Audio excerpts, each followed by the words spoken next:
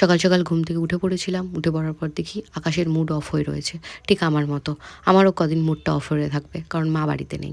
মা গেছে মাসির বাড়িতে ঘুরতে। তাই বিছানাপত্র সমস্ত কিছু তাড়াতাড়ি করে সেট করে নিয়ে রান্নার দিকে চলে গেছিলাম। মনে হয় বৃষ্টি নামবে কিছুক্ষণের মধ্যেই। তো যাই হোক ভাতটা বসিয়ে দিলাম। কারণ আমার সোনুর খুব খিদে পেয়েছে। সোনু বাড়ি পুরো মাথায় করছে। আমার খিদে পায় না, কিন্তু আমার বিড়ালের ঠিক খিদে পেয়ে যায়। স্বাভাবিক এটা। তো সান্ত্বনার জন্য ওকে দিয়ে দিয়েছিলাম কিছুটা ক্যাট ফুড। ও কিছু ক্যাট ফুড খাচ্ছে একটু সান্ত্বনা দেওয়ার জন্য। আর এখানে সোনুর বউ বসে রয়েছে। ভেবেছিলাম চিলি চিকেন করব, তাই চিকেন কালকে চিলি চিকেনের পিসেই কেটে এনেছিলাম। বাট আমার মাইন্ড চেঞ্জ হয়ে গেছে, তাই চিলি চিকেন থেকে চিকেন কষায় চলে গেছে।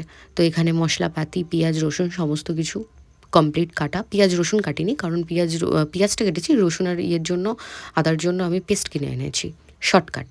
হঠাৎ করে দেখি খুব জোরে বৃষ্টি নেমে গেছে, উইথ হাওয়া। তারপর এখানে চিকেন কষা চলছে। আর এখানে সোনুকে দিয়ে দিয়েছিলাম ভাত।